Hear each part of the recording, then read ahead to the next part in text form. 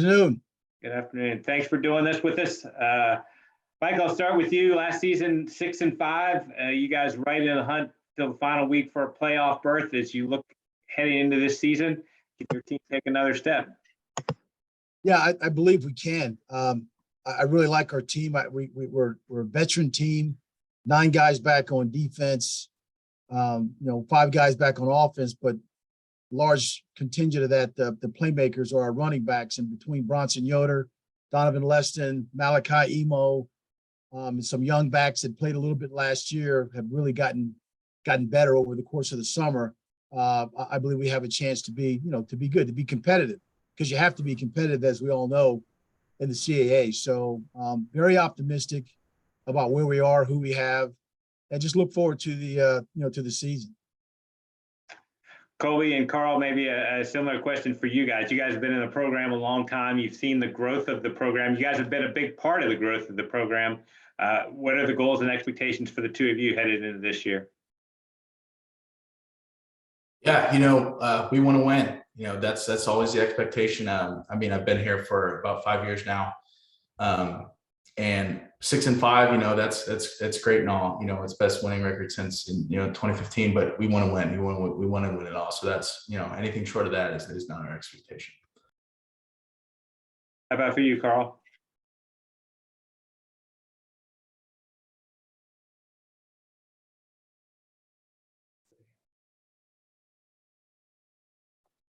Seems to be locked up. Oh, you're on mute. I don't know. It looks like his he's frozen too. Maybe his screen is frozen. We'll start with some questions from the media. Hopefully, we'll get back to Carl. Dave Johnson, go ahead and get started. Colby, I guess last year the offensive line was an obvious strength of this team, and obviously, and you lost some pretty good players from that line. You being the big veteran coming back, how do you see the group you've got now, and has your role changed a little bit in terms of leadership? No, of course it's changed. Losing guys like Andrew Trainer playing with the Chargers now, Dan Evers, and all those guys. I'm taking more of a leadership role this year, but I have a lot of playing experience, and I hope to shed that knowledge and experience on the younger guys coming in. It's hard to kind of replace and do what we did last year, but that's our expectation in the line room. Anything short of best is not okay. So I'm taking a lot of the younger guys under my wing, teaching them the offense, teaching them how to do it well and how to run it well. So I hope we achieve the same things we did last year. And Carl, you're out there now?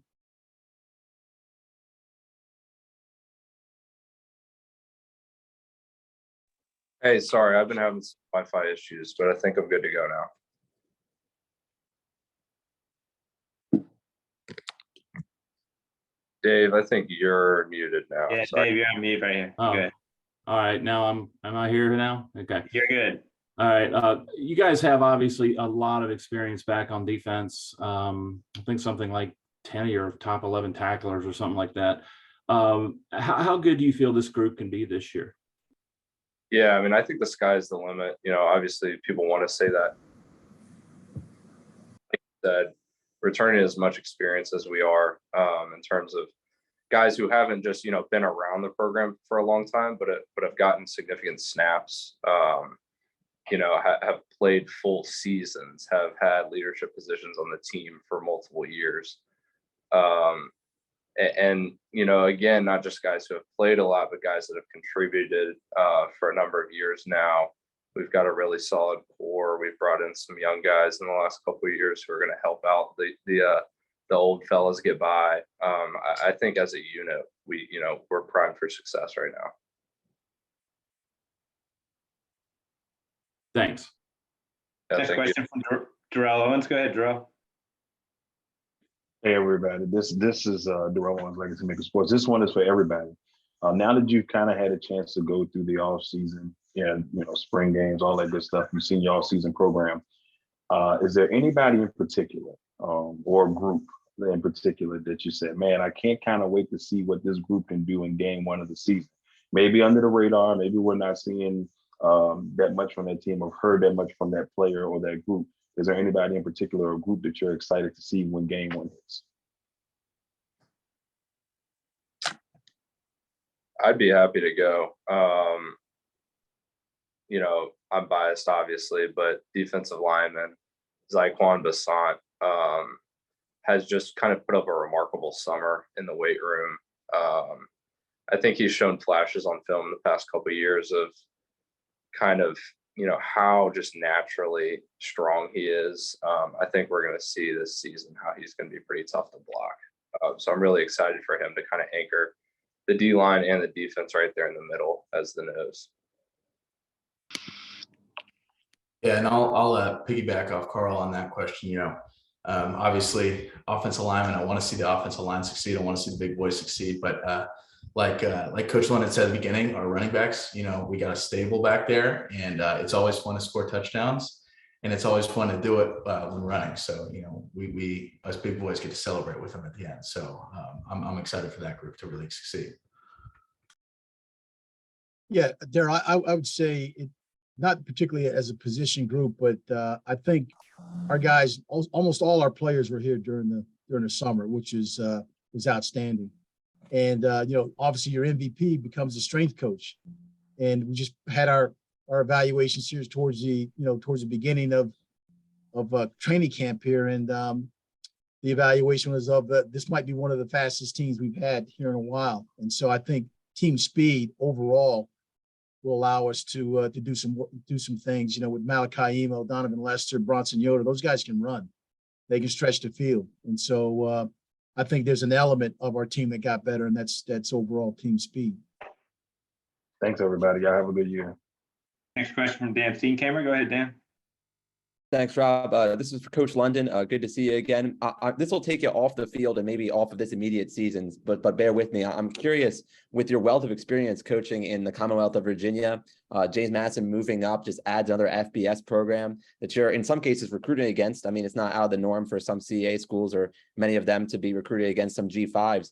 How much does that changing landscape, even within Virginia, maybe muddy the waters? And not that it was easy to recruit against James Madison to begin with the resources and success they've had, but just curious how you approach. I mean, now Hampton's in your own conference as well, sharing the league with you guys, and Richmond's, of course, still. Just I'm curious your perspective on recruiting in the state in particular, just with another G5 school in the mix as well. No, you know, I think it's an important aspect of what we all do as coaches. I think also added to that are the unintended consequences of the transfer portal and your approach of how you're going to recruit. Unfortunately, I believe the high school senior might be at more jeopardy now because schools will wait to go through the portal to figure out what they're going to do before they, recruit a high school player. And so it's tricky, but you know, for us, we have a brand. There's a name brand. We have certain expectations academically, and what we do and how we do it.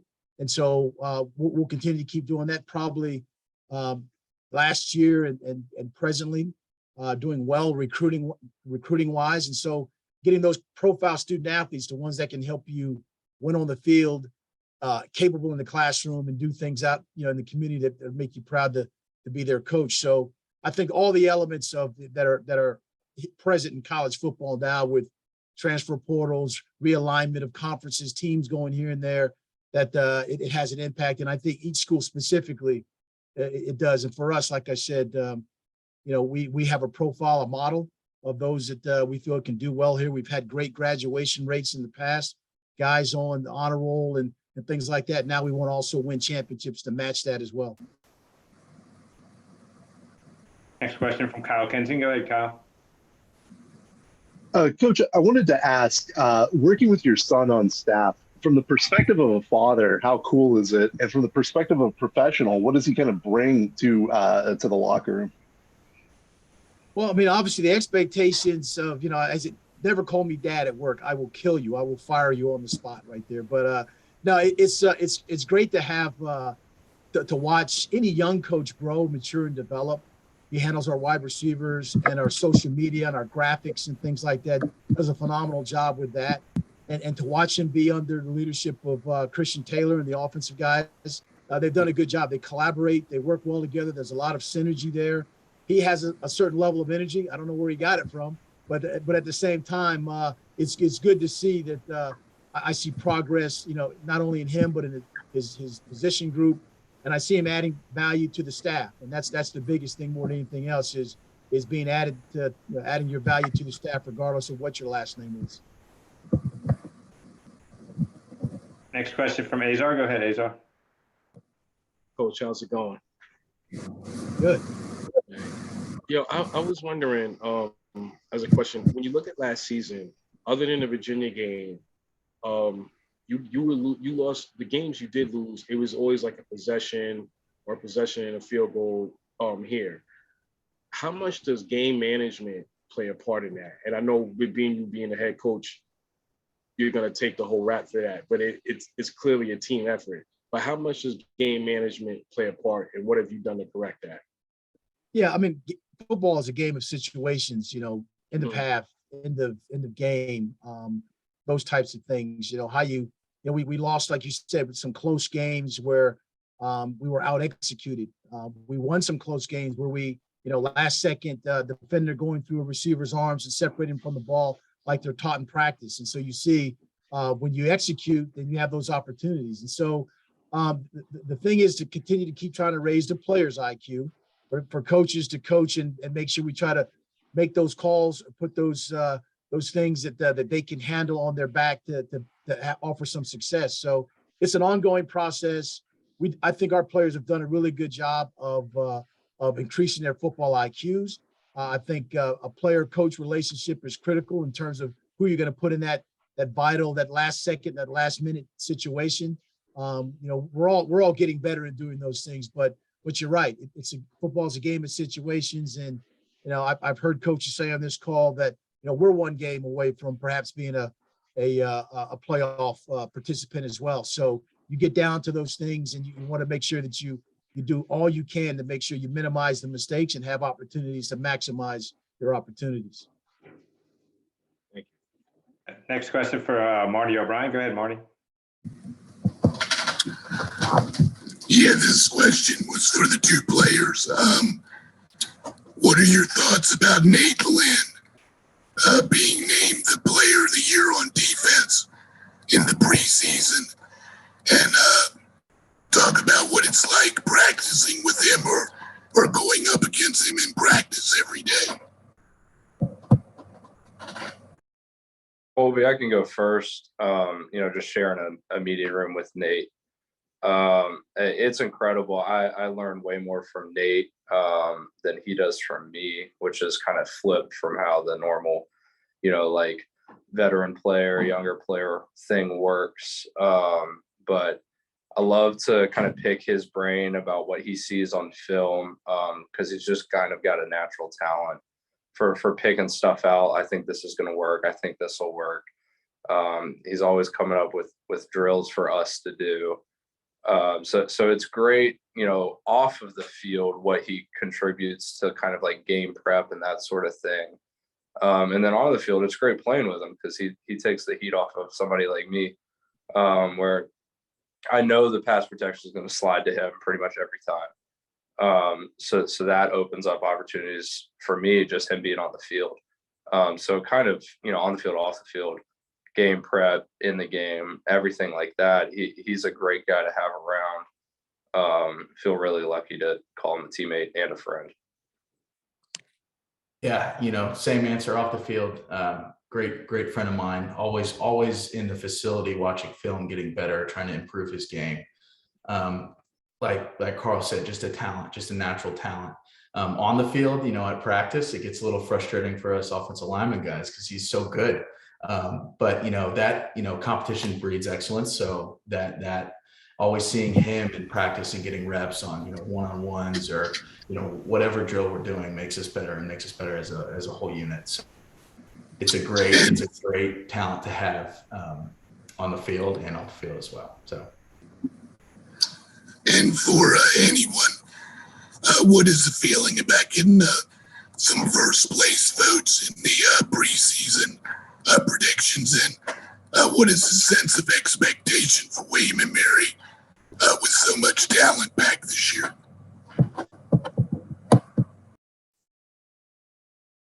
Well, I mean, it's great, but again, it's where you end. It's not what they call you, it's what you answer to. And so our mindset is we're in this to compete for the CAA championship, and that's with the team that we have and the expectations.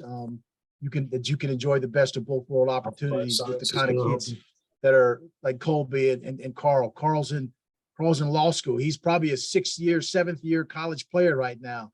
Colby's been around for a while as well, but it's the epitome of student athletes, guys taking advantage of their educational opportunities, and they're really two really good players as well. So we're excited about the challenges, the conference, which is an elite conference in the FCS level, and we're ready to go. All right, Mike, Colby, Carl, thanks so much for doing this for us today. Good luck as practice gets underway here soon, and look forward to watching you guys play during the season. Yep. Thank you. Thank you, Rob. Have a good day.